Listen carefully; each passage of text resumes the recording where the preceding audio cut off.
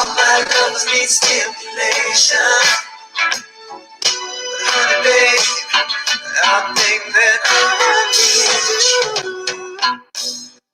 Baby, you're the kind of person that can turn my world around.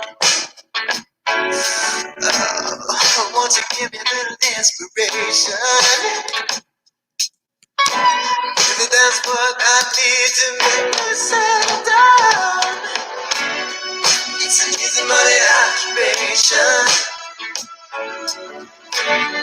Honey, one thing understand.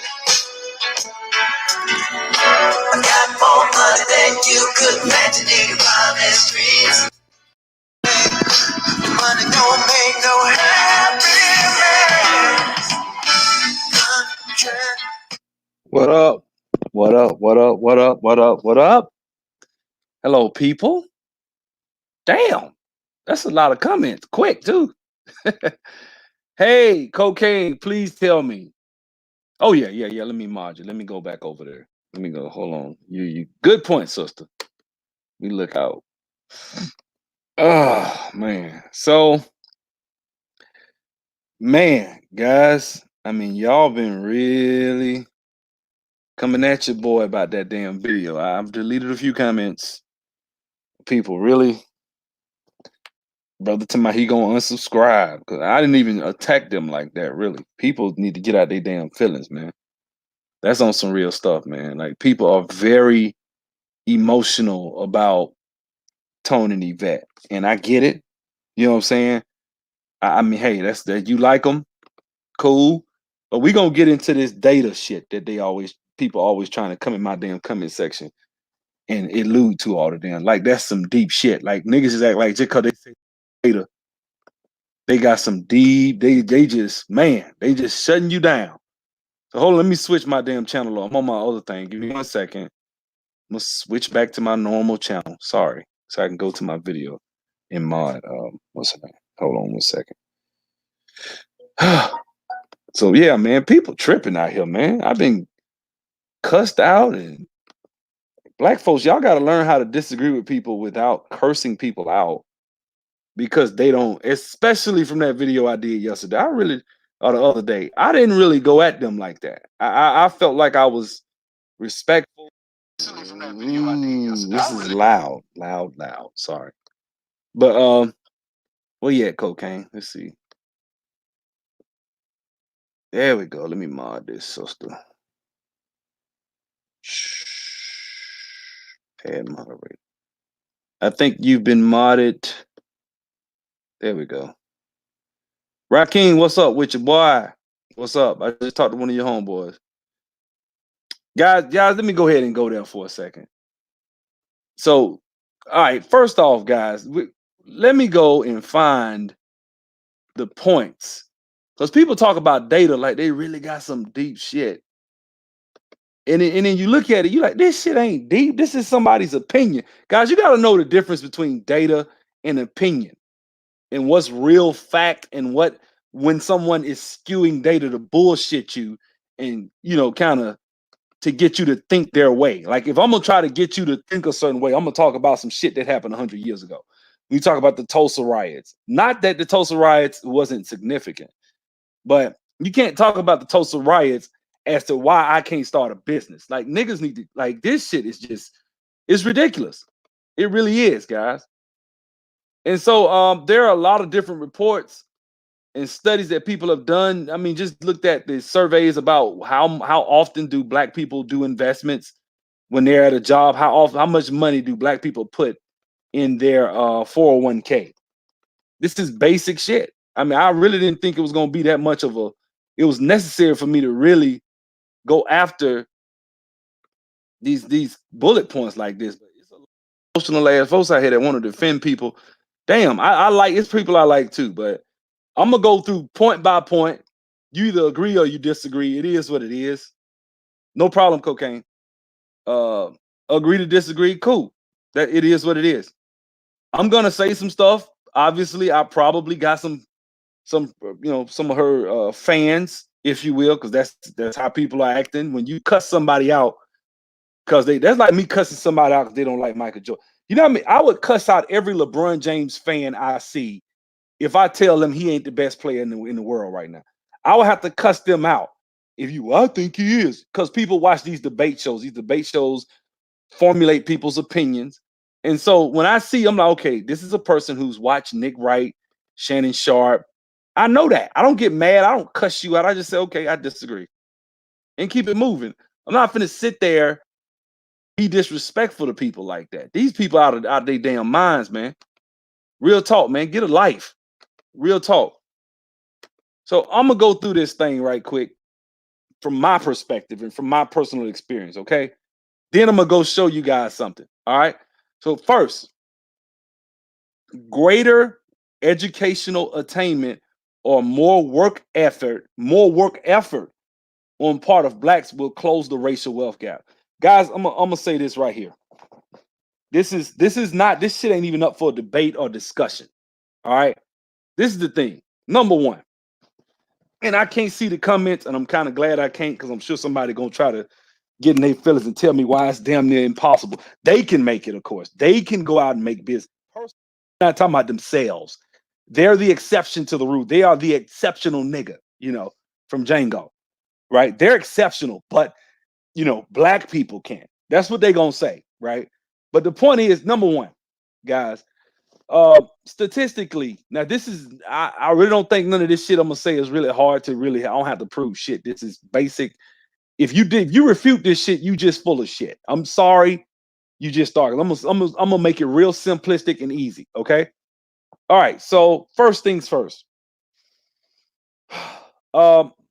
STEM science majors, on average, over the lifetime of their careers, average almost double humanities majors. So guys that are in psychology, music, shit like that, right? Sociology, people, that's philosophy majors, shit like that. Now that's not a humanity, but criminal justice, the basic average degrees. Now we know, without having to really go look this up, I already did a video about this. If you doubt what I'm saying, black people on average spend 30 minutes a day. Now, shout out to Jason Black on this, because he actually brought out some good points. This is not just talking about black people. This is talking about, he's using racial, he's saying racial wealth gap. And then he talks about, he's saying blacks right here, but a lot of times his data is pulling from the collective of every minority, right? Which was a good point to point out. But the point I want to make, guys, is black people spend on average 30 minutes a night on their homework. That's going to affect your outcome in education.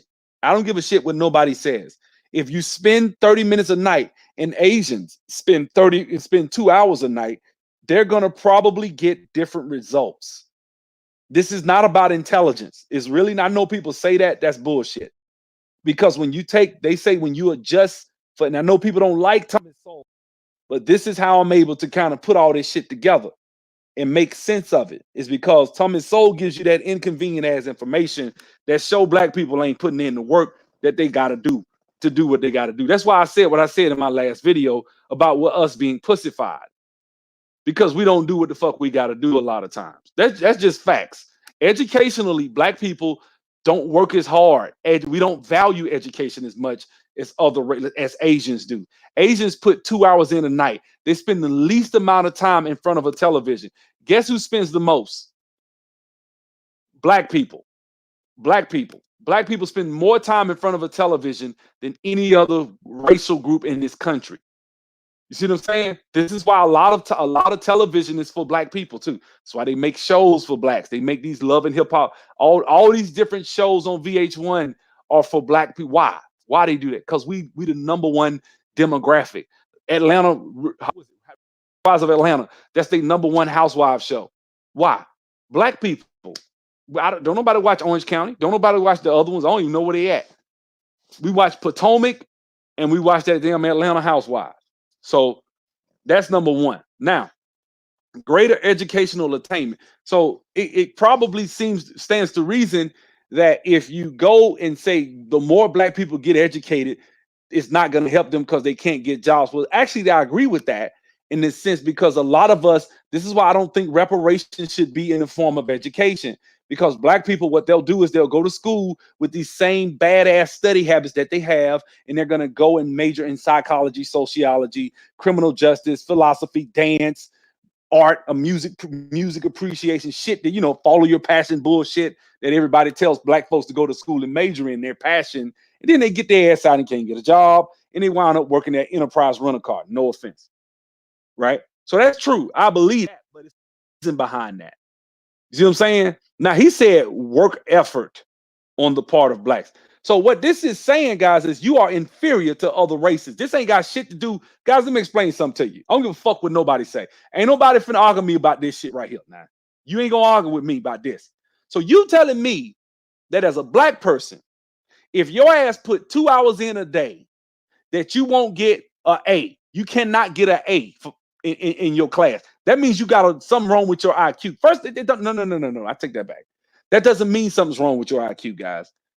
That mean that I don't know what the fuck that. That means you are so stupid. You probably got an IQ in the 20s. You got to. Because 2 hours a day, if you put the exact same effort as Asians put in, statistically, whenever black people from whatever environment do that, they win out every time. In fact, we actually outperform Asians. Even when we put the same amount of effort is those, we actually come out ahead. This is some shit they don't tell you.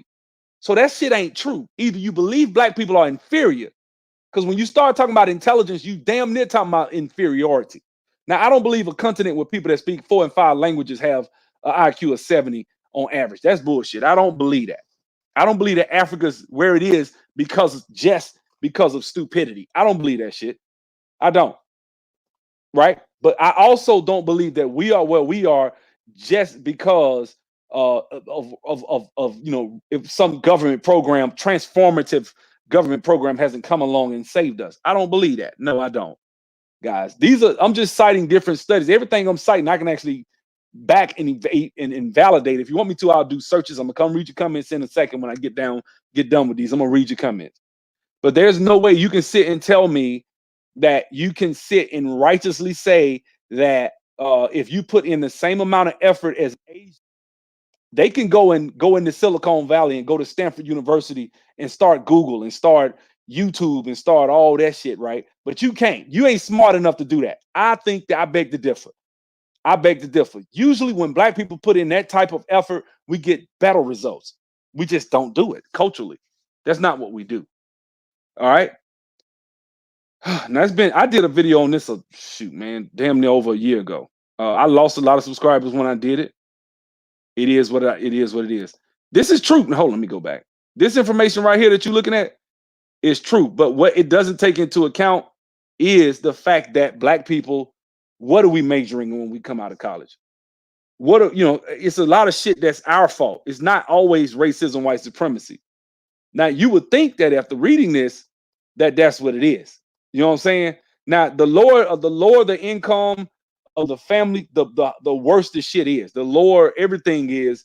Now we getting into net worth and all that shit. The higher the net worth, obviously, the more chance are you going to go to college, and you're going to probably culturally align with your Asian and white and Hispanic counterparts, and you'll be able to perform those levels. Us aren't in that arena. We're just not. You know what I'm saying? We go to number 2. Right here it says the racial home ownership gap is the driver of the racial wealth gap. Now,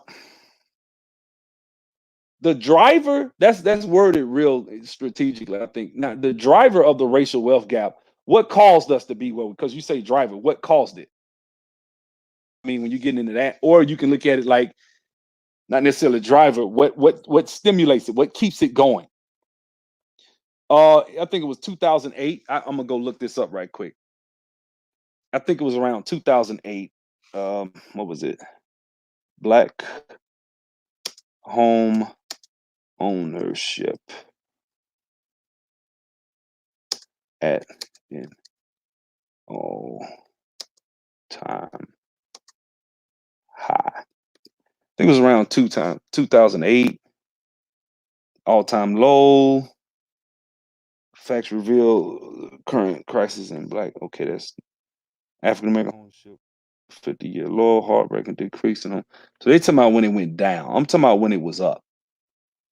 There was some years ago, I think it was around 2008. I have to look at it. But anyway, actually looked. Guys, it's a lot of times I do a lot of studies and shit like, because, I'll be wondering shit like that. You know what I'm saying? Around 2008, black home ownership was up to an all-time high. And I think actually before 2000, I think it was like 2005, 2006. It was at an all-time high. Guys, we got to like 1/12 of the uh what was it? We got to like 1/12 of the um if white people were 100,000, we were like 14, $15,000, something. So we were actually getting pretty close. You know what I'm saying? It was 1/12. Then it shot down to 122, like 22, 122nd. But it shot up because of then it crashed when the housing bubble happened, and a lot of wealth was lost. A lot of black wealth was lost. But home ownership, guys, by default, every month you have to pay your mortgage. If you just buy a house, the average black person, every black person ain't in the ghetto. So if you're a black man or black woman, you making $75,000, $80,000, you could probably pay $1,300 a month for a mortgage. So you can get a house you might get a $200,000, $250,000 house. You probably could comfortably, you're talking about 30, 35, 30 some odd percent of your take home, which is kind of high, but that's comfortably you can pay that and still be able to survive. It depends on how you live, right? Depending on what type of car you got and all that. But so you're looking at, you can do that. You could pay a mortgage every month and increase your home ownership rates. Guys, in fact, when you increase the black home ownership rate, by default, that's what funds businesses, guys, because a lot of times when white people go into business, they actually mortgage their home. That's what they do. So this is how this helps them. So when he says this drives, that's why I say he worded it a certain way that actually kind of makes sense, because, well, if white people own houses that are $600,000, $700,000, and then black people own houses that are $30,000, then you see there's a problem. If black people are filing income taxes saying they make $20,000 a year when they might make 50, but they saying they making 20 because they don't want to pay no income tax. You got that type of situation. It's a lot of different factors that go into shit. You get what I'm saying? I hate when people try to just say something is 100%, you know what, racism is stopping you and you can't do this. And no. Your ass can own a house. You can own houses. You can develop land. You can do shit like that. If you live in the ghetto right now, your ass can. If who told you that you had to rent, guys? In fact, I'm gonna tell you a dirty little secret. A lot of times, rent is way higher in the South. I know for a fact, rent is way higher than what you would pay for a mortgage. Guys, if you have a house in the ghetto right now in Montgomery, Alabama, and that house is worth $15,000, right? You can paint that. You can paint it. You can paint the floor. You can paint the house, put you some carpet in there, put your new HVAC unit on that joker and rent that joker out. If it's a 3.2 or 4.2, your ass will righteously get $1,100 a month for some shit that's worth $1,500. You would damn near pay for it in a year. I've seen people. I know people that do that. I know people. See, these are the types. See, guys, a lot of times the reality that you see is who you run with. See, if there's somebody in my comment, not there, but if there's somebody in my comment section arguing every word I'm saying, it's probably because that tells me a lot about where you are, what type of environment you're around, and what your reality is, and what you see, who you run with. They say, look around you and your 5 closest friends, that's your future. You see what I'm saying? So a lot of times, a lot of black people are in fucked up situations. I'm not arguing with that and saying that it's always that black people are somehow, around, upwardly mobile, positive people. No, a lot of black people around negative shit. I'm from Montgomery. I see it. Every time I go, I just went home this weekend or Monday. I went home to get my mom and bring her back up here to Atlanta. And man, that shit was depressing. It was. I was riding up and down the boulevard. Shit is dying. All the damn shopping centers is closing down. This shit, the Asians are buying some shit and it's all sloppy looking. They got the shit in Korean. You don't know what the fuck they saying. This shit just look bad. The roads are being messed up. You go to the neighborhoods, all the houses. These were nice houses and right up adjacent to a mall that shut down. There's a video that was just out yesterday that I saw of them niggas in the mall fighting yesterday in Montgomery. Montgomery is hood as hell. See what I'm saying? So if you run with niggas that's gonna be in the mall fighting, you probably gonna think shit is fucked up, and the only thing is the white man keeping you down, not the fact that you out there fighting like a damn. Sorry, it is what it is. See what I'm saying? That's real. Buying and banking black will close the racial wealth gap. Buying black can close the racial wealth gap, guys. I mean, I don't, So you telling me that if the black dollar bounces in the black community 13 times, that it won't close the racial wealth gap? So if I start a business as a black man and black people take their $1 trillion spending power and focus it into black businesses, that won't fix the racial wealth gap. That shit is sacrilege that you would even put some shit out like this. Now, when you saying banking black, I'm not the biggest proponent of banks as I am credit unions, but I get what, banking, if they have the same standards as the white banks, which they are having to have to adhere to a lot of times, then yeah, I can see how they won't close the racial wealth gap when you got people with a 610 credit score and they need a 700. They're not going to be able to borrow no money from you. It's kind of like, it's not going to help. You know what I'm saying? You're only going to be able to give money to certain individuals with certain credit scores. Now, if I could borrow money from a black bank, I could borrow money from Wells Fargo. I could borrow money from PNC Bank. I could borrow money from anybody. I don't necessarily need black banks. You see what I'm saying? But credit unions is a different situation. Credit unions will go down to 610, 615, 580. That's who finance a lot of these cars. Credit unions are small mom and pop places. A lot of times you can walk in there and go straight into the commercial lending department and talk to certain people. I mean, white. They don't, and I've done this, and they will cut a check and help your ass do deals. I do it all. I've done it, done it a couple of times. It's no big deal. See what I'm saying? This is something that I actually think is I would say that's a 50-50 situation. But telling me that if the black dollar bounced 15 times, that it won't close the racial wealth gap, that's some deep shit, man. That's deep right there. I never knew any people thought like that. So let's see what else we got here.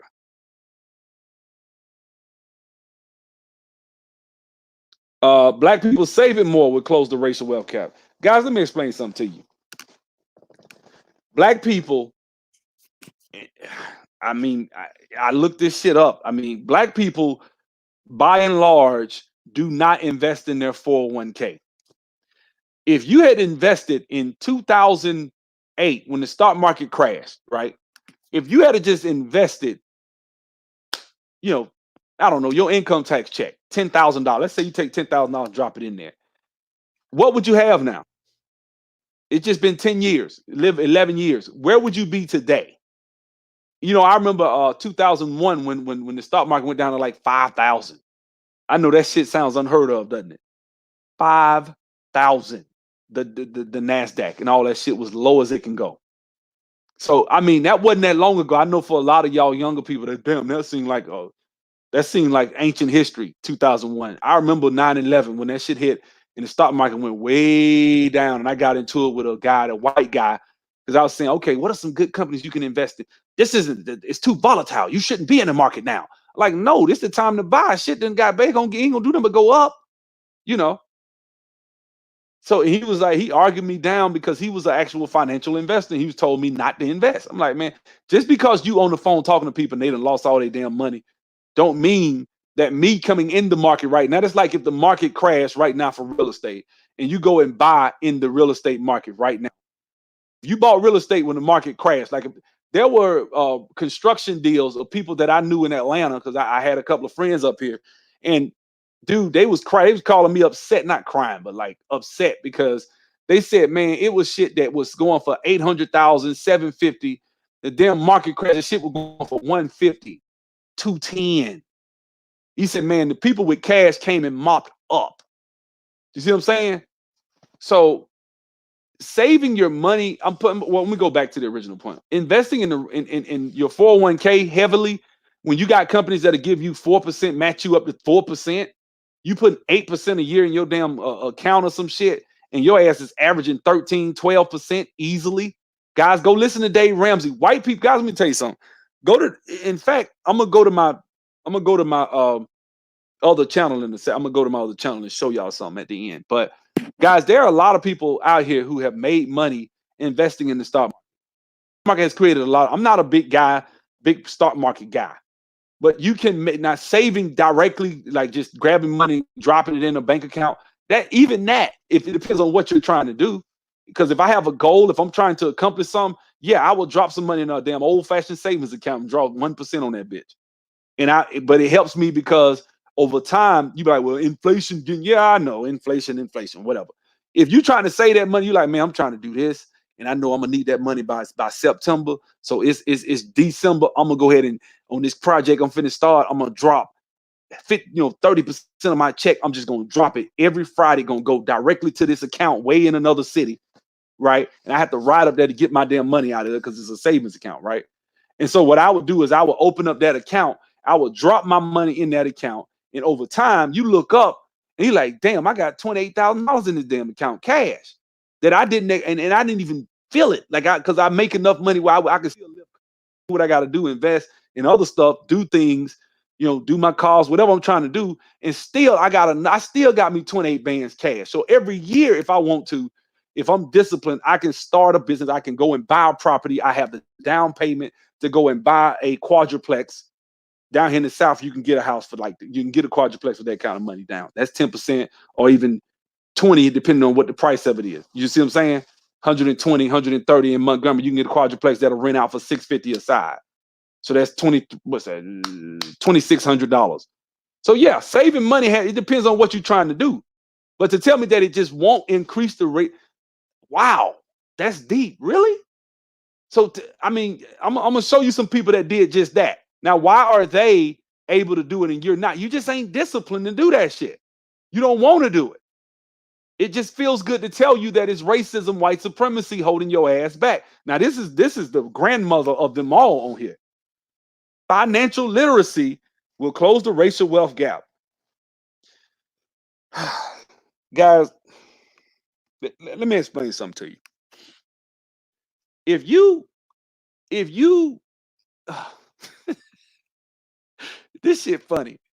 It's funny. Like I'm like, this is like me trying to explain about, I don't know, basic shit. Like, so you telling me financial literacy, so you saying you get the knowledge, but if you don't have money to invest, this is just like when the Tulsa Real Estate Fund came out. I made a video going at you, boy, and this is why I felt like I went too hard at him, because I went real hard in that video. But he was going at what's that boy name? Tulsa Real Estate Fund, right? Jay Morrison. He was going at Jay Morrison. And he was just saying black people don't have, $500. And I'm like, bro, it's one thing to say black people don't have a net worth. It's another thing to say black people don't have a discretionary income. Either you do not understand this at all.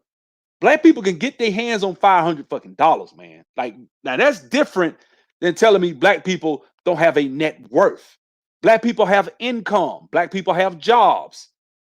Black people don't make, most of them got part-time, man, whatever. A lot of black folks they can get their hands on some money, man. Stop it. Stop it.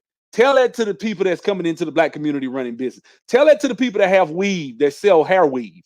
Tell them, okay, so if that's the case, can they sell hair weave to black women for $500? Because I see that shit. I know I've met women that will spend thousands of dollars every 2 months on their hair. $1,000 every 2 months. They'll buy $1,000 weave every 2 months, wear the shit for 2 months, and buy some fresh weave every 2 months and brag about that shit. Spending $6,000 a year just on weave. And you telling me that these same women can't get their hands on $500 if they need to invest in something? Now, look, I'm not making a case for the Tulsa Real Estate Fund, but I'm just saying, to sit and say that financial literacy, understanding how money works, won't help black people close the racial wealth gap. Man, I don't even know how to explain that shit. I mean, where do I start? It's like I feel like a mosquito in a nudist colony. Where do I begin? It's so much. Like, I just don't know where to start. Let me just go ahead and just go straight forward. Look, guys, you telling me that you can't make no money if you go and buy a tax lien property. Say a tax lien. I'm not even a tax deed. Buy a tax lien. right? I know a lady in Montgomery, Alabama, right now. You can call them right now. They'll give you property for $500. They'll give you the deed. Fee simple. You don't even have to. You don't have to do. You don't even have to do. It's a land bank. Look it up. Land banks. They got them in D.C. They got them all over the country. That's I would consider that financial literacy because it's just understanding money. That's what finance money, literacy, understanding money. So if you understand how money work, shit, man. So you telling me that if you know where you can go borrow money at 8%, 7%, right? And you know where to go, you know you can get hard money, you know where it's you know how to do all type of shit. You know how to buy cars at a discounted rate. You know how to go to Copart and bid on motorcycles, right? And take them damn motorcycles and fix them because I know mechanics that'll fix them for $200 and $300, $500, change out a lot of shit on a motorcycle. You get a lot of work done on a motorcycle for cheap. Motorcycles don't lose value like a lot of them speed, them crotch rockets, they don't lose that much value. You get a damn 15-year-old bike still costing you $8,000, $9,000, right? I've seen it for like a 1,000 Suzuki. Bruh, you like this shit, man. Like, I mean, where do I begin? Financial literacy. Not just that. I don't give a fuck if you work at McDonald's, okay? Obviously, if you work at McDonald's and you tread in water, you fucked up somewhere, number one. You didn't do what you were supposed to do. And you probably are kind of one of those people that I described in the myth number one that didn't do what the fuck you supposed to do, right? You one of the people with them bad habits that's put 20 minutes a night in for homework. So that's why you at McDonald's, all right? But if you not, and you the average person, black person making 40,000, 50,000, first of all, don't live above your means or get your ass a part-time job and get you some money on the side. Shit, if you telling me, hey man, you can get reparations, but you got to come in here and get $1,000 down. Every nigga will find a way to get $1,000. You better believe that shit. They will find a way to get their hands on $1,000. It ain't gonna be you. It will be you'll be hard pressed to find a black person that couldn't get their hands on $1,000. Have 4 jobs if they have to get $1,000. That means they're gonna get $100,000 reparations check. It's all about what you want out of life and how disciplined you are, guys. Most of where I am right now in my life, everybody's self-made. Not everybody admits it. That's just the bottom line. Financial literacy dictates my report card. I have a report card, guys. Your financial statement, your balance sheet, all that shit for your business, everything, income statement, all that. That stuff is your report card. That tells what you have done with your life. Where are you financially? Are you disciplined? Do you have bad credit? If you have bad credit, I've been there a few times. How do you get out of that hole? How do you dig yourself out of that hole? Discipline. You know what I'm saying? You plug the hole and you bail the water out scoop by scoop with a thimble if you have to, but you get it out. You do what you got to do. You plug the hole and you do what you got to do. Financial literacy is like, I mean, come on, man. Come on. So you telling me if they taught black people finance, because I heard a lot of people talk about racism, white supremacy, they don't teach us how to balance the checkbook. Go learn shit. They don't teach us how to count money. Damn, you can't count, you can't do math. Learn. They act like people. Let me tell you something. One of the biggest things I hate about black liberals, period, not just black, especially white liberals, they treat us like children. They treat us as though we're children and we can't think for ourselves. That's what they do. I don't know what to say about it, man. That shit is ridiculous. Financial literacy. Oh. This is number 2 right here. Entrepreneurship will close the racial wealth gap. So if there were more black businesses, I think in this part he talked about we don't have businesses. I agree, we don't. Guys, let me tell you something. There's a difference in talking about, see, this is where I will disagree. I actually agree with a lot of the people that agree with this stuff. You can look and cite at where we are economically. That doesn't mean shit doesn't work. You can talk about it. Guys, let me tell you a dirty little secret. Guys, most people fail in business, period. White people fail in business. Businesses fail. You can't tell me, okay, it doesn't work because look, man, we don't have this and we don't have no. Businesses fail. Dr. Claude Anderson, I listened because this is what started this. It was this Breakfast Club interview, which I went and listened to the whole thing. I listened to it. Dr. Claude Anderson said 1 in 105 black people have businesses compared to 1 in 13 Asians. Is that a problem? There's a problem. And I'm not talking about just going to get no damn corporation and saying you got a business. I'm talking about a real business. Well, they got resources. Well, shit, they did some of the other shit I'm here. If I collectively do everything if we just follow these 10 points, this is the exact way to close the racial wealth gap. And you saying it's not, this is why right now they getting lit into by everybody. Everybody's ganging up on them. I don't want, you know what? I actually like them to a certain extent. I do like them. But I'm sorry, this is why I'm like, damn, everybody like me. Because people, when you tell black people that something is hopeless unless some transformative government program happens, then you in trouble. And I'm gonna tell you some slick shit. Now, shout out to, I think I forget Miss Living or whatever. Shout out to the sister. She made a comment. She said, well, in this election, we put this many people in, we put this many people. Go talk to the Tea Party. Tell them how it went. Ask the Tea Party, how did that go? And them white folks got way more resources than black folks got. So we just gonna assume that you're gonna put a guy in the Congress, right? Let's say he's an ideologue, right? And you send him to Congress straight, he's for ADOS, right? He goes up there, right? He's a freshman congressman from some district, right? He gets into that damn house and he see all the muck and mire and ebb and flow of power that's going on in that bitch. And he see the Ways and Means Committee, and he see all these different committees and shit like that, and all these old white liberal Democrats running that shit. And you think you finna bring your ass up in there with no financial backing now? All you got is a vote, because they telling you right here, they telling you business don't work, right? So you ain't got no money. You just got to be a principled guy, and you can't be about whatever. And them motherfuckers say, look, if you don't vote this way and do what we want you to do, we gonna come after you with everything the Democrats got, and we gonna primary your ass up out of there. I mean, whatever it is, we gonna get you up out of there. We gonna run another Democrat against you, right? This is what happens. This is what happened to my district. I think not my district, but one of the white ladies that came, she was a Tea Partier, right? Martha Roby, she's a congressman. She went up to Washington, and she had to toe the line on a lot of shit. And a lot of people in Montgomery were upset. This is before I left Montgomery some years ago. I used to listen to talk radio, and a lot of people was calling and upset and bitching.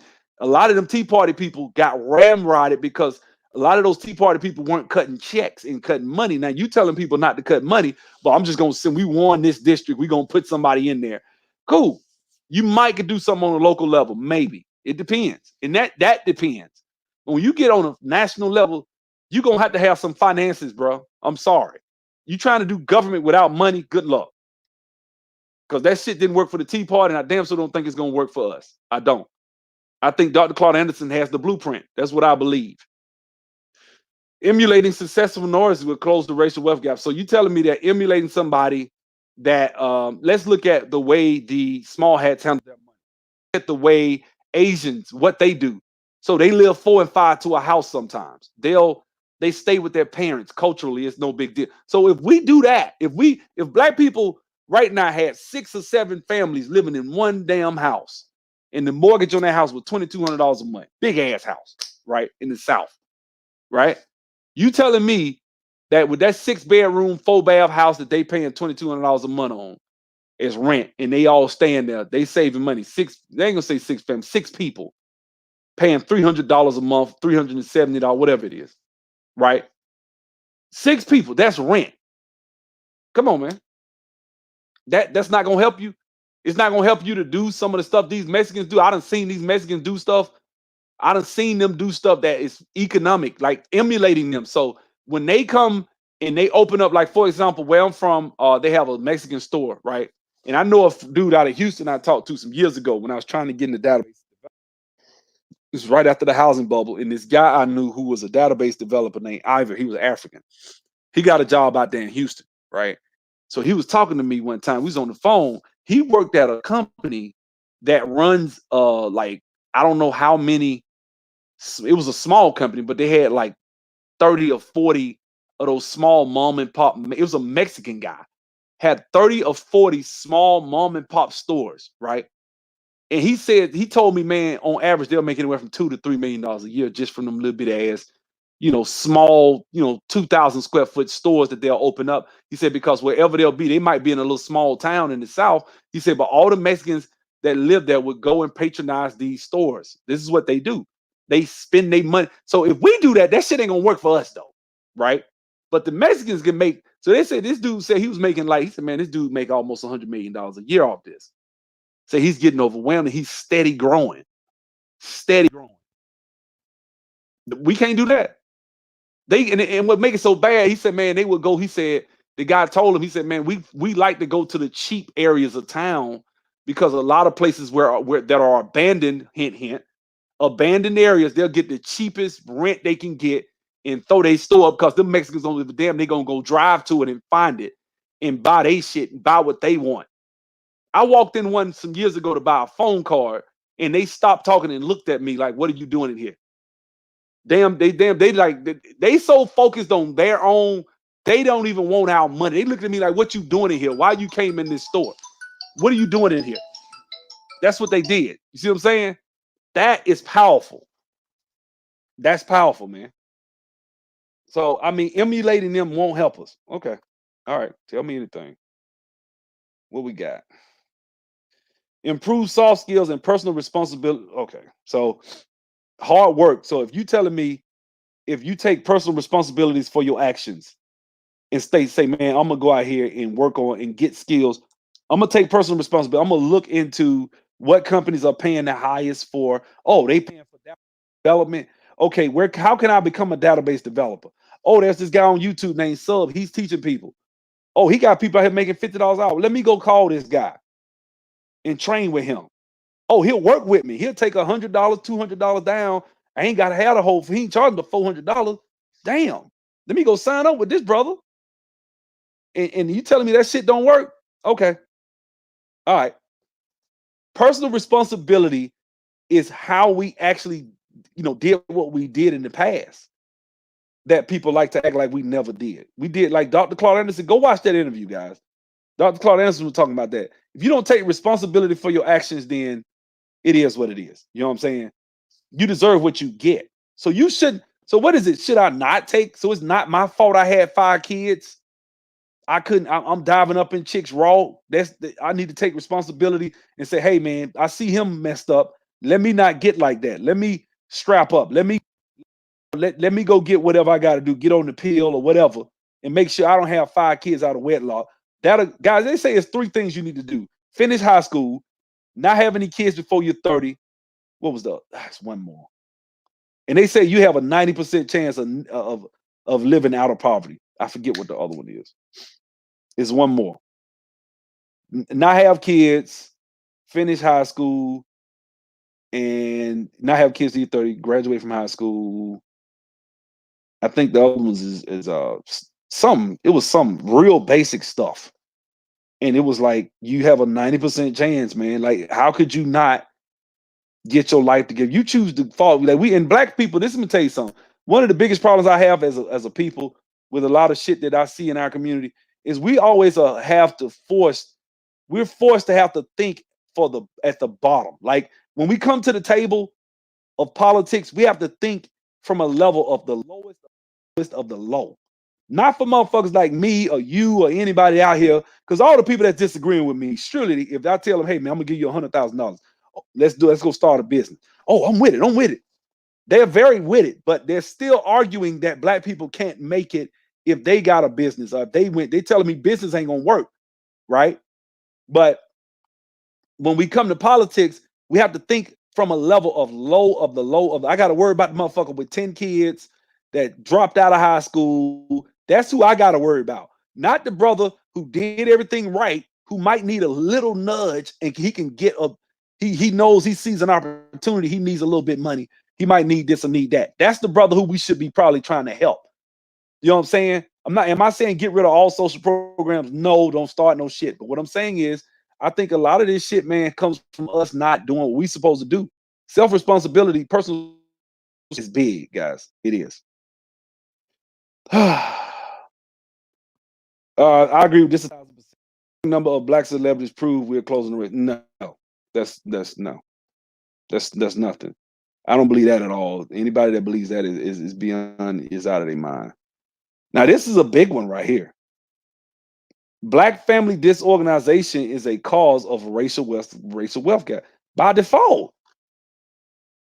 By default, being a single mom is gonna help you. It's gonna make your ass struggle. This shit. I mean, being a single mom, guys, is gonna probably lock you into the lower rung economically. Like, help me when I'm wrong. You know what I'm saying? That's just me. All right, well, what we got in here? Let's see what y'all. I know you're somebody that came here has something to say. Oh, there go Miss Living. Where she at? Where she at? Edward, what's up with you, homie? Let me see what he said. He said, if you can't start how I fucking up, then I are destined to continue to fuck up. If I can't start with how I fucking up, then I destined to continue to fuck up. I ain't get that one. Ed. Shout out to the homie. Go check out Edward Anderson over there. Edward Anderson, Mr. Anderson with the Morpheus. Yeah, single moms do struggle, man. Single moms do struggle. The problem is all the stuff I'm saying folks don't want to own. Own your shit. That's Edward's one of his biggest point. Like that, when you tell somebody that it's not your fault, you got 5 kids out of wedlock by 7 niggas, you know what I'm saying? And your ass is living in the projects on Section 8 welfare food stamps. You didn't get out of house, you didn't do nothing what you supposed to do. And it's race, man. I don't want to hear that shit from you about no racism. I don't want to hear it. You know what I'm saying? Ed said he fucking up. But guys, I'm gonna tell you something, man. This is real, man. I'm gonna show y'all some stuff in a second from your boy that they deleted, Black Patriarch. He's gonna talk. He's gonna play some stuff. I just want y'all to see how. I mean, he gonna lay it on out there. I mean, Black Patriarch a beast. You know what I'm saying? He really is. So let me go ahead and go to it and show y'all what I'm talking about, because that brother was heavy. So I agree with Tariq. Yeah, I mean, I don't disagree with everything Tariq say. No, I mean, I actually like Tariq. Actually, I like Tariq. I like Jason Black. Shit, I like Umar. I like him, but I see bullshit on them too. I mean, what I'm saying? I don't like everything they say. No, you know what I'm saying? Some people just say I don't like everything they say just to say it. No, I could specifically articulate why I think where I think Tariq is wrong sometimes. You know what I'm saying? That's just me. Black Patriarch, yeah, they got rid of the brother, man. He was a beast. He was a monster. And he messed around and went at the small hats and made a couple of videos. I'm like, brother, he putting too much truth in there.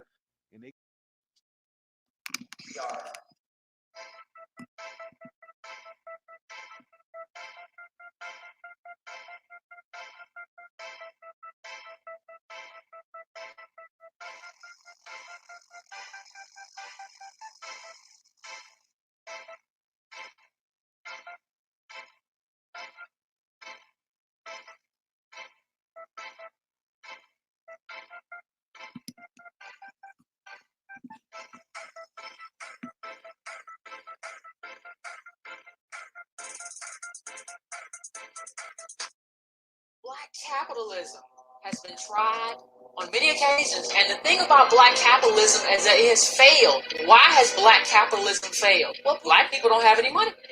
It's just as simple as that. Of course, Black Patriarch would go at her too sometime, but y'all check this out, man. This bro, I ain't gonna play the whole thing because it's a long point, but I want y'all to check this out. You do have to read his videos, but I felt like that stuff was a national treasure. The quality of videos that brother put out. I hate he stopped making. I've been looking for his stuff. I'm gonna keep. If I find, I went and looked him up on YouTube, downloaded the video, ripped it, and put it up just to have his videos up. That stuff needs to be up, man. Check him out.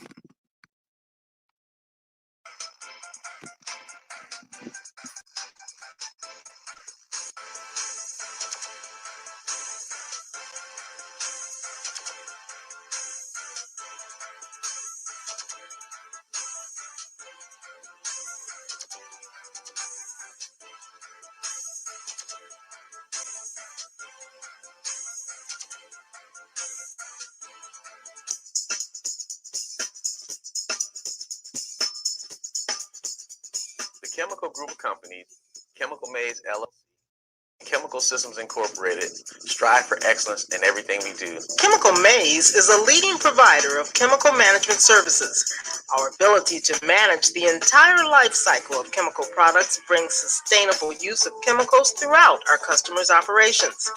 Our people, systems, and processes. 420 employees. Now, guys, go subscribe to my other channel, Sub-Zero3639 Live. I got some of this brother's videos on there. That's my backup channel. Got about 400, close to 300 and some odd subscribers over there. So 335. So y'all hit me up. Sub-Zero3639 Live. Let me keep the party going. Make Chemical Maze the industry leader in chemical management services. Chemical Systems is a leading provider of specialty chemicals and industrial coating removal services. Our products and services have established Systems as a leader in the industrial manufacturing community and have garnered recognition from Fortune 500 companies for our environmentally compliant products and services. Our goal is to ensure that Chemical Maze will be a leader in the industrial manufacturing community. Chemical is more than a company. It's a collection of outstanding team members working towards this common goal of providing the best possible products and services for our customers. A-Rocket is a 53-year-old moving and storage company serving the greater Houston area, the state of Texas, and the continental United States. A-Rocket has a fleet of vehicles. Part of our investment goes back into providing a very new fleet for our customers to provide efficient and very good service for our clients. Our sales staff includes professionally trained relocation consultants. Everything that A-Rocket does is in writing and very transparent. A-Rocket Moving and Storage keeps some of the finest equipment can be found in the moving industry. We're very innovative and always looking the best ways to find equipment so that we can always best service our clients. We are a full service company that does the packing and also the relocation for some of the major doors and toilets and doing those things that most people would never even dream of doing, but I want it for them. So I started to sell industrial materials and supplies along with the janitorial services. And that I think this guy was on a show he was on CNBC. They did an expose on this guy. This guy started cleaning toilets. He's worth millions. Black dude. my first entree into something bigger. And something bigger was just around the corner.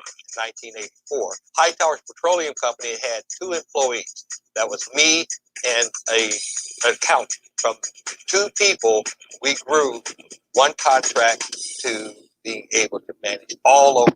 See, guys, let me say something. If you come to the marketplace and you present a quality product and you know how to present that product, because presenting the product is everything. If you don't know how to present your product or service, I don't give a damn if you got the best hamburger in the world. If you don't know how to market the damn hamburger, your ass is going to be at home in the kitchen by yourself with that hamburger. That's the difference. McDonald's has a cheesy, whack hamburger, but they have a great business system. They know how to present it to the market. If you have a good product, you don't have to be McDonald's, guys. That's one of the greatest companies ever designed. But what I'm saying is, you don't have to be McDonald's, but you do have to know how to market your product. You can market your product to a certain group of people, and you have a good product, and you, especially if you got good customer service and you're professional with people, bruh. Nobody gives a shit. I ain't trying to be funny. Nobody give a damn about your color a lot of times. I think we're shouted down in business a lot of times. So people tell us not to do shit. White folks ain't gonna buy from me because I'm black. Well, it depends. I mean, shit. I come to Atlanta and I take my ass. Even in Montgomery, there's a company, Island Delight in Montgomery. Look it up. Jamaican restaurant, bruh. I went over there the other day. It was a line out the door. I'm talking about at 5 o'clock. It wasn't. I'm talking about it's downtown. People done go home. It was around Christmas, and it's a line out the door. White people love good food. White people love certain things that you can provide. You find a niche that you can provide something that people want, people will pay for it. They don't give a shit. I think we got with this race shit, we gotta stop worshiping white supremacy, man. Get off your ass now. Get off your ass, get on out here and get it. Over this country. See what he said?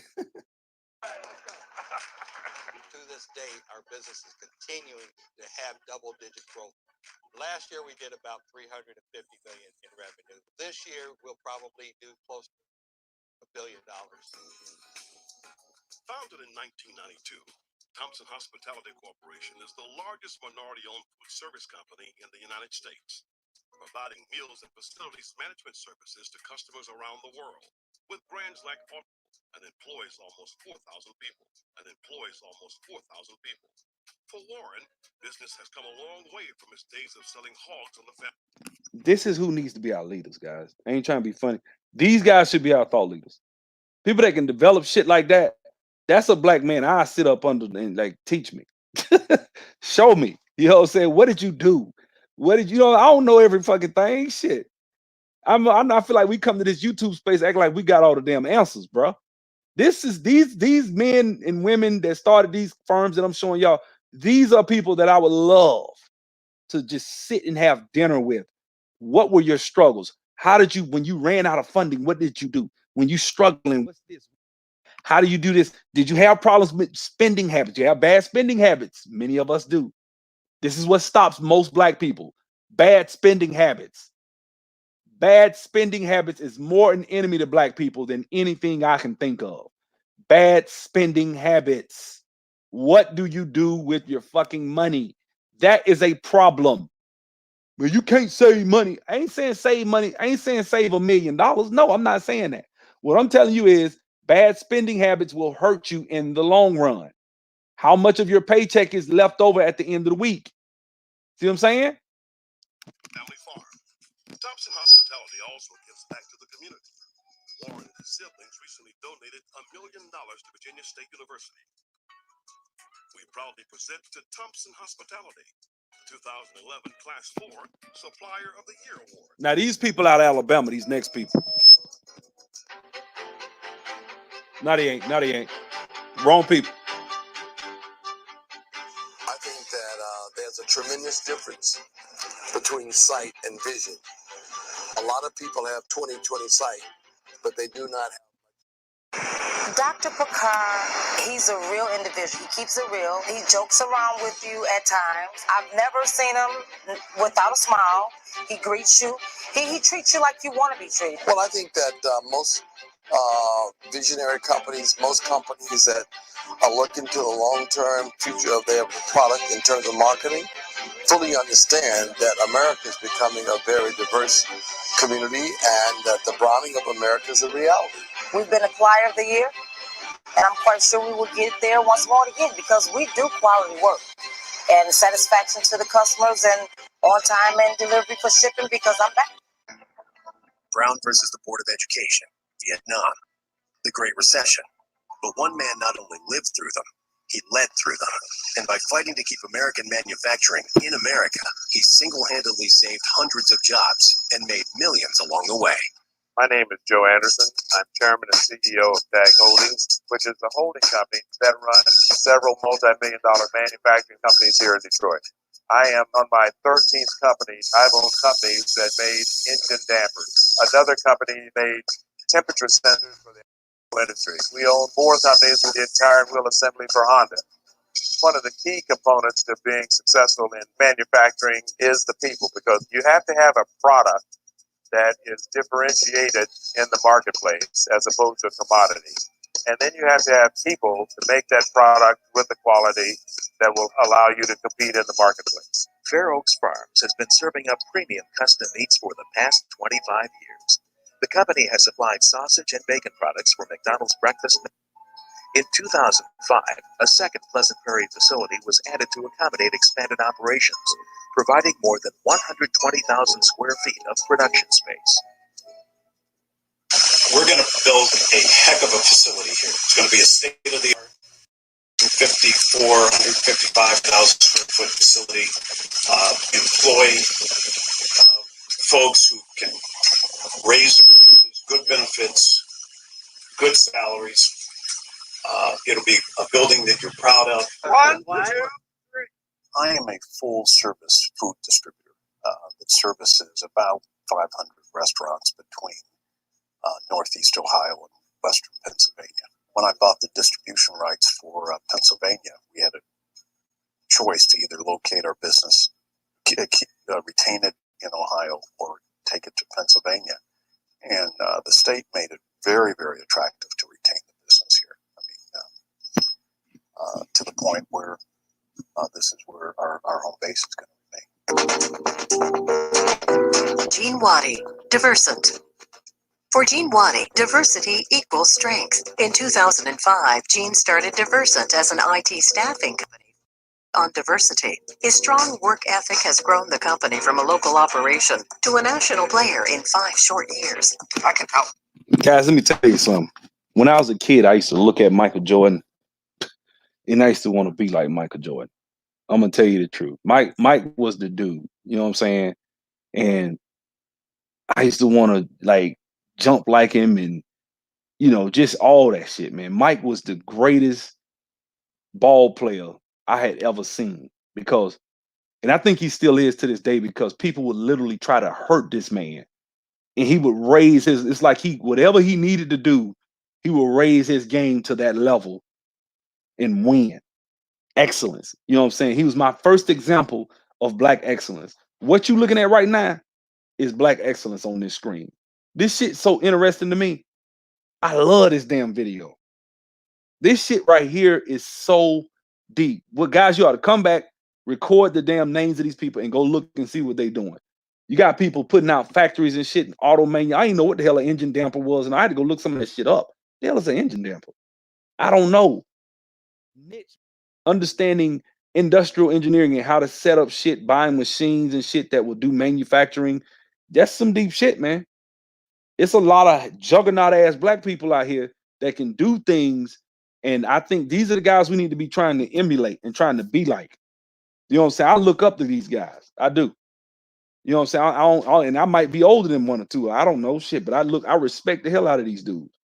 This is what I respect right here. You know what I'm saying? And I think that's what we need. These are the guys we need to know about. We don't know who the hell. These are just faces in the crowd. And we listen to people because they funny, because they make us laugh. These are people that's out here in these streets employing thousands. One of these dudes employs 4,000 people. 4,000. The other was 1,600 just in the first few minutes of the video. Just about anybody. I will continue to come back and back. Every no that I get from a client puts me one step closer to that. Gene's belief that thoughtful dreams, we want to try to help them fulfill those dreams here at New Horizons. Across the street from my office here, there are 8 flower cars.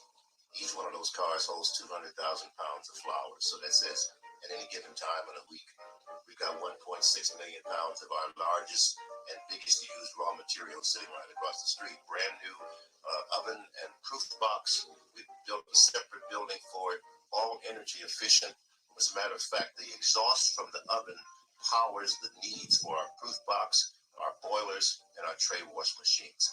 Never done before in our industry. We're centrally located. We can be on the interstates very, very quickly. We have a fleet of trucks that run every day to many of our McDonald's. Moving into this location here, we've compressed the company into 13,000 square feet. It's created more collaborative work.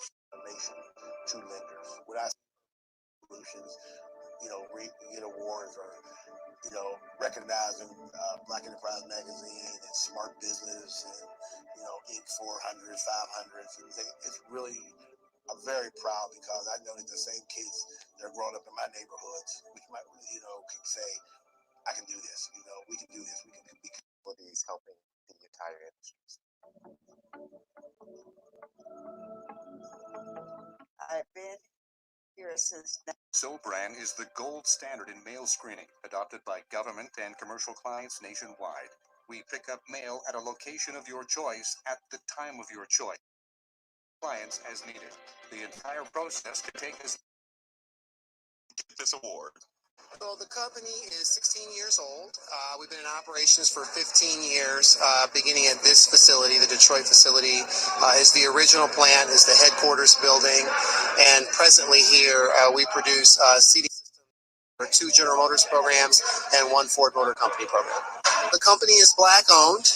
We're one of the largest African-American owned companies in the country. We're very proud of that.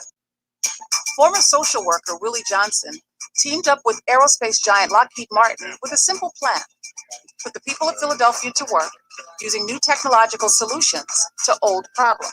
The first year we did emergency medical service in the city of Philadelphia, we gave them $10 million that never happened. And that's a product that we took around the country. What we found that there are industries like the life science industry or the pharmaceutical industry. One of the things we liked about life science is that the jobs of the future are there. The future was Merck, with 18 months of negotiations and $19 million toward due diligence. Johnson and his team took a huge gamble acquiring Merck's Cherokee Pharmaceuticals manufacturing plant. PRWT took over the pharmaceutical plant on January 1, 2008, in a deal worth an estimated $100 to $200 million. Now, with nearly 2,000 employees, PRWT has gross revenues of $167 million and is ranked 25 on the BE100's industrial services list. Our company has actually been in business since 1975. We're a food service company. We operate mostly in historically Black colleges and universities. We're responsible. I'm gonna tell you guys one of the easiest ways you can probably go out to the BE100. I hate they don't have those magazines. I'm gonna stop right here. I ain't gonna do the whole video, but go to the BE100, man. That's a good way to go to kind of get your hands on learning who's what. You know what I'm saying? This is my other channel, Sub-Zero 3639 Live. Jayful. Hold on, I'll give you a link. Don't worry about it. That's my other channel, man. Go subscribe to it. Oops. Let me refresh it. Stop. But that's my other channel, man. Go check it out. Good video. There we go, right there. So that's the link right there, man. The name of the video, shoot, hold on. It's like 3-4 videos back. I'm gonna go to the channel. I'm gonna share my screen. Don't worry about it. I'll just go there. I ain't gonna worry about it. Just share my screen right quick again. Hopefully it won't crash. So the channel, we go here. And so what you type is you type SUB there. So you type this up right here, and this the channel. You go here. I got a lot of my class videos in there, so don't worry about that. But if you come here, okay, that's good. It's this one, Successful Black Businesses, Black Patriarch. I did that one. This is the one where he talked about the outlining of reparations and stuff like that. That was a good one. This one, Ilhan Omar, he was just talking about how she ain't down with Black people, which, you know, if you Ilhan Omar, you know, big proponent of her, you need your head examined. The Black Agenda is a good one. Black Consumption, that's a good one. These are the Black Patriarch videos that I had that I actually downloaded a while ago. You know what I'm saying? Some of these are my old videos as well that you guys can probably check out. But, you know, if y'all want to check them out, that's this channel. You know what I'm saying? I hadn't really had a chance to go through it, but I just want y'all to see that. So that's the name of it. Sub-Zero 3639 Live. I think I just got 2 subscribers. Thank y'all. So go check it out. I ain't gonna be on here long. I just wanted to kind of come on in and go through those 10 bullet points. Why you think the leak back? I don't know. I don't know why they got rid of that brother channel, man. I really don't. I don't know. I should have pulled down everything he had. I should have, because he had some damn good stuff. I mean, he had some monster videos that they kind of just, you know, I think it's probably on my old laptop too. I probably should have looked on there, but I pulled down a few of his videos. You know, it is what it is, man. You know, let me read some comments right quick before I leave. See what y'all was saying. See if y'all was trying to go in on me. Let's see. Racial wealth gap is not a Black American racial wealth gap. Racial wealth gap. What he said? Is not the Black American racial wealth gap. Okay. I don't know. Racial wealth gap, Democratic talking point. Good point. Good point, brother. Good point. Let's see. I can't see everybody's comments. I went back as far as I could. Let's see what we got. See what we got here. More spend wisely. In time, things will get better, but we want to splurge now. Fucking tomorrow, and that's what. Yep. True. True. Good one. Good one. No, it will fix the racial wealth. Will not fix the racial. One should work hard and save, invest, and go to school or start business. However, it will not close the wealth gap. Oh, okay. Oh, okay, brother KC. See, I didn't see everybody's comments. You know what I'm saying? I didn't see everybody's comment. Racial wealth gap 3 is creative, specific wording. Well, I mean, it's more of them too than it is of us. So obviously, yeah. I mean, so it just depends on how you look at it. Closing the racial wealth gap collective just depends on how you do numbers. I can slice and dice numbers to do whatever the fuck I want to do. Let's take the average Caucasian and compare them to the average small hat. They got to the average small hat. 1 in 3 small hats are millionaires. So I mean, shit. I mean, we could do this however you want to do it. They say it's like 8 families. They got all the wealth of Black America. We can change some shit. It's some shit we can change. You know what I'm saying? That's real. See what we got. Racial wealth gap is. Let's see what we got. It's not about closing the wealth gap, shit, man. Just focus on closing your gap. Yep. Good point. Good point, Jayful. Good point.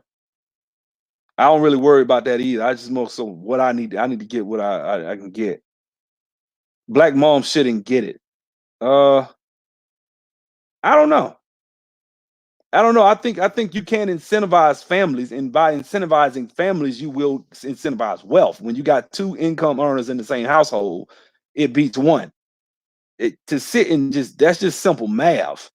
Just getting married will actually help you not live below poverty. If you just marry somebody and they get a job making $15 and you got a job making $15, y'all gonna have a household income of $60,000.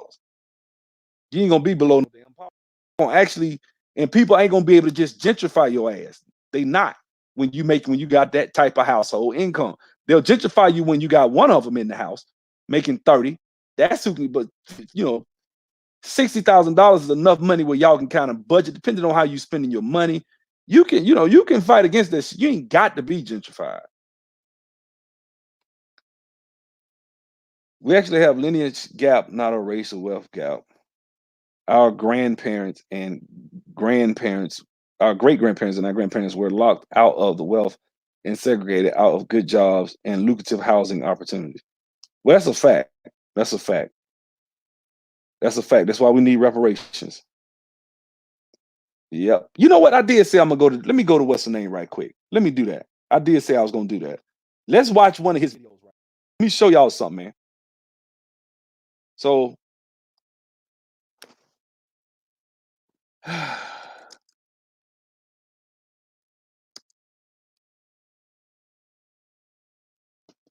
right, so let's hold on. All right, so 10 debt-free screams. Let's see. And you got a lot of people on here that be black that be millionaires and shit calling in. Like, what happened? Yeah, it took me so and so, so and so. He go, okay, single. Okay, here we go. Here we go. I want to find the black woman. I saw a black woman on there. Let's see if I can find that. Here we go. Let's see what she did.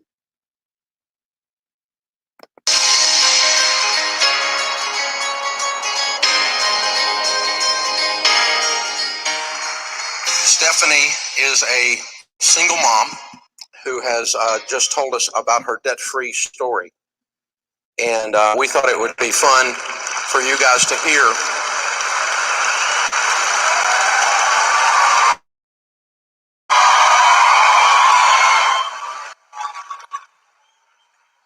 And this is Victoria. Victoria, how old are you? 5. You're beautiful. Are you married? Are you married yet? No. Silly old man. Okay, Miss Stephanie, how much debt did you pay off? $66,000. How long did that take? 44 months, 3.5-ish years. And your average income or your range of income during that time? 36 to 70s, 80s towards the end. Wait a minute. How do you double your income? Because what do you do for a living? I am a registered nurse. So you didn't tell me, so I'm going to guess. When you start getting out of debt, you took on a bunch more hours? Yes. That's what the income. They knew who to call to work day or night. Great place to go when you're broke to work, yeah. Yes. So who watched Victoria? I have a village of people that watch Victoria, and some of them are here today. But my mother, other single mothers, my mom, other single mothers, the church village, her dad. So we just had like a village of people that kind of took turns. My sister as well. What kind of debt was the $64,000? Most of it was student loans from Baylor University. I'm a student athlete. My first degree, I was free because I paid for it through sports. What'd you play? Basketball and volleyball. Cool. A Baylor Bear. All right. And you play volleyball too, I'll bet. I'll bet you're good at it. Very cool. So what put you on this journey to get out of debt 44 months ago? Baylor University, when we graduated, they showed us your video, the debt-free part of your class, the older one. And that started my mind thinking. I continued to watch the rest of the classes, and then I found financial peace at Preston Crest Church of Christ. And I took that, and that just lit the fire. What was the hardest part of the last 44 months? That's a long time. One time when I worked on a night shift, I called my daughter to tell her good night. She said, Mama, I want you to come home and be with me. And so, Mama, I want you to come home and be with me, and you were working. Sweet.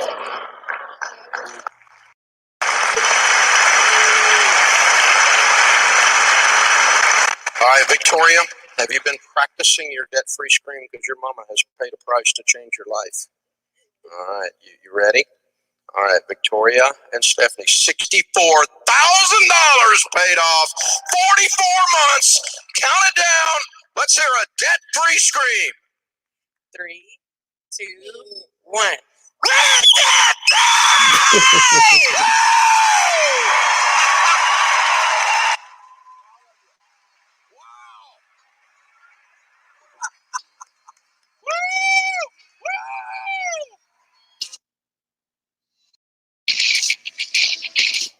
In the lobby of Ramsey Solutions, Desmond and Portia are with us. Welcome, guys. How are you? Good. Doing well. Good. Welcome. Where do you guys live? We live in Baton Rouge, Louisiana. All right. Welcome to Nashville. And your shirt says you're a YouTube crazy. Yes, You're love one my of the YouTube. Okay, guys, this is a black couple out of Louisiana. It says they paid $173,327 in less than 2 years. It's a married couple. So this is what I mean when you talk about the racial wealth gap and all this different stuff. You gotta talk about black people, the discipline in your spending habits. That's the number one reason why a lot of people wind up broke is their spending, not because of racism, white supremacy. You see what I'm saying? It's not because of that. It is not because of that. You know what I'm saying? She shouted out the child's father. Yep, she did. So let me go ahead. I'm gonna share it again. I just don't want to get no damn flag on my damn channel on some bull. So, I ain't gonna share. I'm just gonna let the volume play. We'll keep going. Emily, yes. All right. Very cool. Very cool. And Desmond, your church says I'm not a chicken. That's right. All right, I got to hear about this story, but I'm gonna wait a second. There's got to be a story to that. Definitely. I must have called you something. So anyway, that could happen here. So how much debt have y'all paid off? We paid off $173,327. Wow! And cash flowed $30,000. Murphy. Whoa! And how long did this take? 23 months and 2 weeks. That's amazing. And what was your household income during this time? Household income was $145 to $165. Cool. And what do y'all do for a living? I am a officer in the reserves and also work for a Fortune 500 company as operations manager. Oh, wow. And Portia is retired medical military and a home entrepreneur. There we go. Very good. Cool. So you're killing it. Well done. Thank you for your service. What kind of debt was the 173? Looking at these numbers, you must have sold something. Yes, Dave. I would have sold the bed and slept on the air mattress if my husband would have let me. Right. Well, at the top of the list, $86,000 student loans. Wow. Gave Sally Mae her eviction notice. $50,000 in vehicles, $16,000 timeshare, $21,000 in credit cards, personal loans, and stupid tax. Oh my gosh, this is everything but the house. That's yes. right. So did you sell some cars or boats or anything? Oh my gosh, we sold. I had a convertible Camaro that I sold. I know it. He had a Tundra Platinum. Platinum Tundra. Yep, a boat. Did you pool sell? table? You sell the Tundra? Sold it all. And sold the boat. Yep. Sold the boat. Sold the custom LSU Tiger print pool table. Oh, whoa! They make more. You know. What is a custom LSU pool table bring in Baton Rouge? Oh my. Actually, it originally was for $3,000. Yeah. So I got it off of Craigslist because I'm a big. Okay. So I purchased it for $1,100 and I was able to sell it for $1,100. All right. So got out. Good. That's good. That's a substantial deal. Wow. So you sold everything and so what are y'all driving now? Well, I drive a Toyota Camry and he has a 4Runner. Okay. So that's not bad. That's not bad. Not bad. You're making $165,000 a year. Right. And now you're not broke. Yeah. But man, y'all went all in intense for 23 months here. People must have thought you'd lost your mind. That's right. Yeah. Yeah, because we also downsized from a 3,500 square foot house to 1,100 square foot apartment. Oh, so you sold your house? So no, we was renting. We had just moved to Baton Rouge. Right. And we planned on buying, but then we took FPU and I was like, oh no, we need to wait. So you had to clean up. Now you're ready to buy though. That's wow. But we're going to buy cash though. Really? Well, at this rate, I think you could. That's pretty amazing. Cool.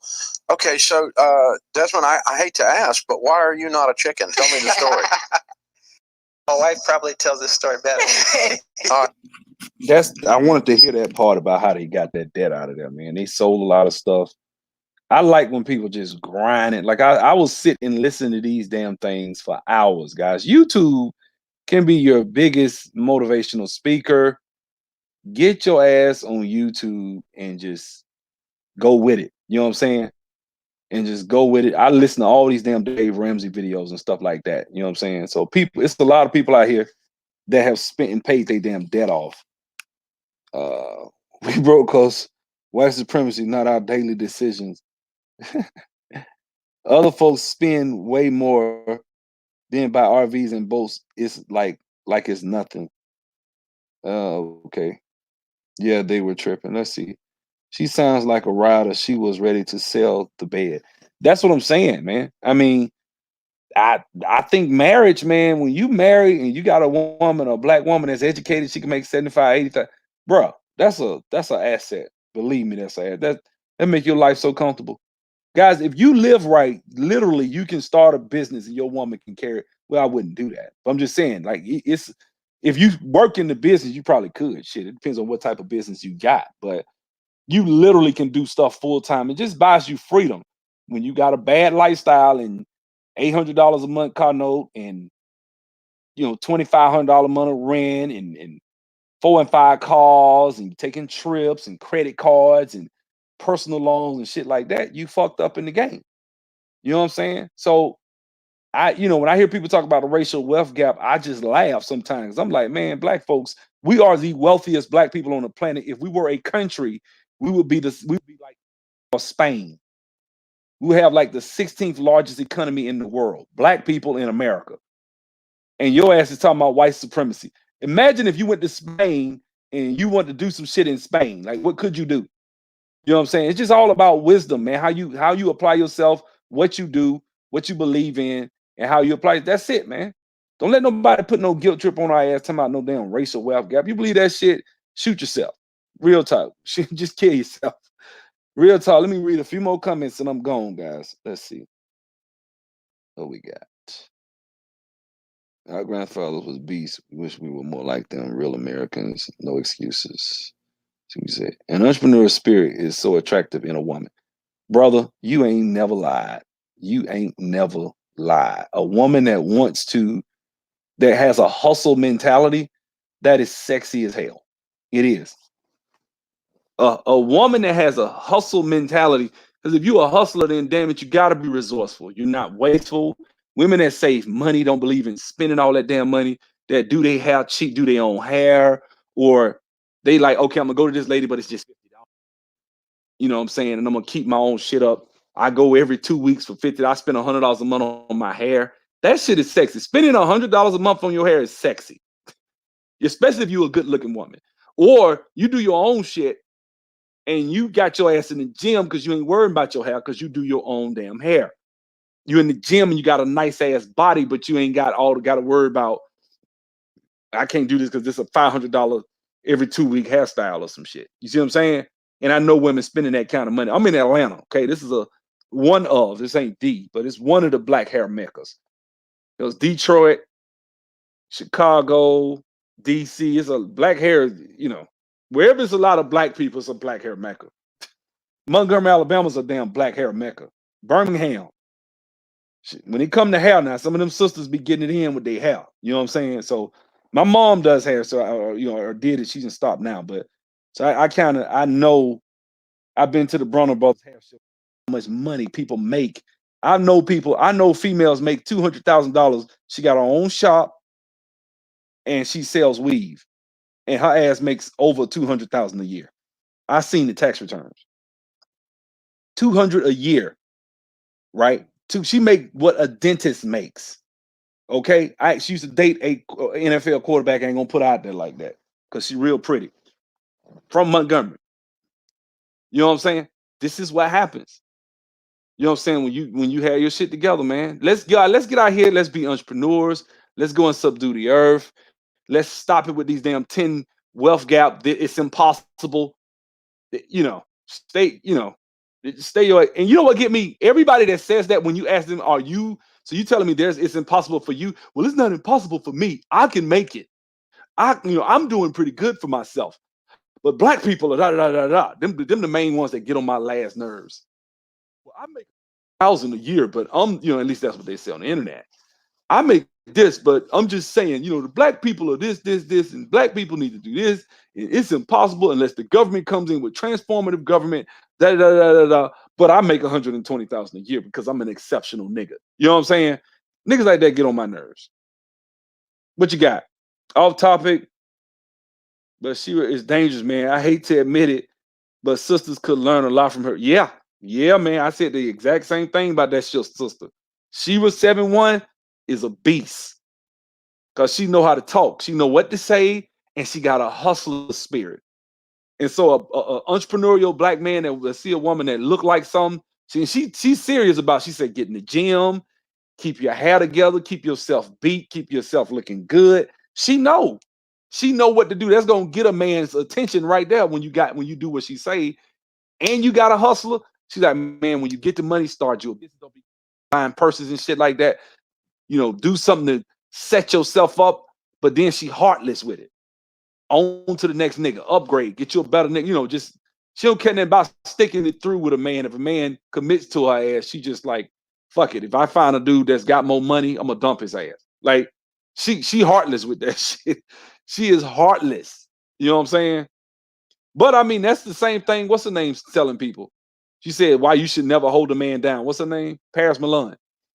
You shouldn't hold a man down. So if a nigga is going hard for you and he falls on hard times, I'm talking about he was paying your rent, he was taking you all over the place, he was doing trips, he was doing everything, showing you he loves you. Shit happens, he falls down, he's broke, leave him. Don't hold him down. That's what Paris said. Like, that's some foul shit. You see what I'm saying? To me. Anyway, man, y'all have a good one. I'll see y'all.